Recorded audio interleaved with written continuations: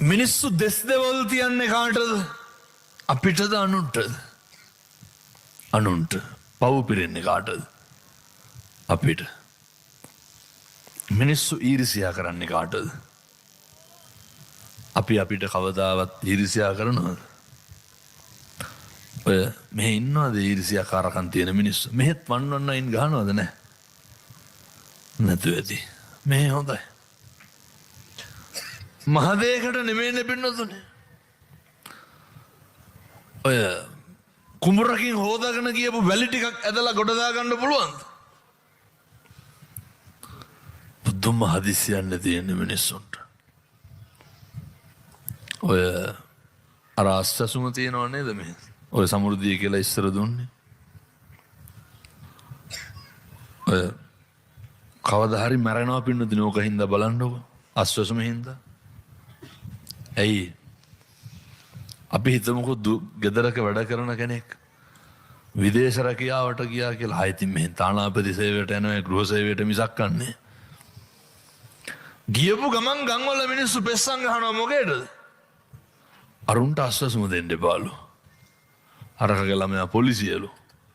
ඌගේ ළමයි රටලු. පුදුම කැතකන්නේ දෙන්න. මේ හැම එකක්ම කරන්නේ අනුන්ට වල කපන්න. වල කැපෙන්නේ කාටද? පුළුවන් නම් හෙට ඉඳන්වත් ඔය අනුන් ගැන හොයන එක නවත්තන්න. හෙට ඉඳන්වත් ජීවිතේ අපිට යමක් කරගන්න බලන්න. දැන් මට කියන්න අපි අපිට කියලා මොනවද කරගන්නේ?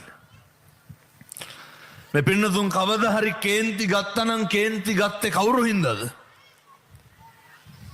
අපි කේන්ති ගත්තේ පින්නතුනේ අනුන් හින්දා. අපි වෛර කරේ අනුන්ට, අපි දෙස් දෙවල් තිබ්බේ අනුන්ට, අපි ඊර්ෂ්‍යා කරේ අනුන්ට. ජීවිතේ සැක කරා නම් හෝ සැක කරේ කාවද? අපි කවදාවත් අපි අපිව සැක කරලා තියෙනවද? කාවද සැක කරේ? අපි අනුන්ව සැක කරේ.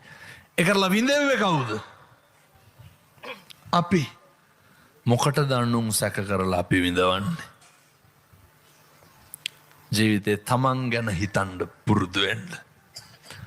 එක දවසක්වත් කල්පනා කරලා තියෙනවද මං කොහොමද මෛත්‍රිය සකස් කරගන්නේ කියලා?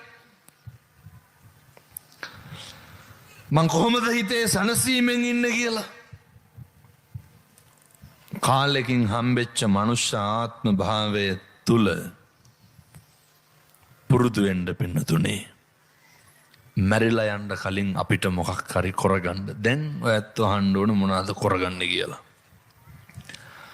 පින්නතුනේ මරණ මංචකේ අවසාන මොහොතේ අපිට මතක් වෙන්න ඕනේ. ආයිතින් මෙතන ඉන්නවද කවුරුවත් අවුරුදු 7-800ක් ජීවත් වෙන? නෙමෙයි බොහොම පොඩි කාලයනේ පින්නතුනේ මේක තියෙන්නේ. බණ කියනකොට මම මැරෙන්න පුළුවන්. බණ අහනකොට ඔය ඇත්ත මැරෙන්න පුළුවන්. අපි එනකොට අරගෙන ආපු දේකුත් නැහැ, යනකොට අරගෙන යන දේකුත් නැහැ. අපේ කියලා තියෙන හැම දෙයක්ම මැද්දෙන් අපිත් එක්ක එක්කහුව වෙච්චා.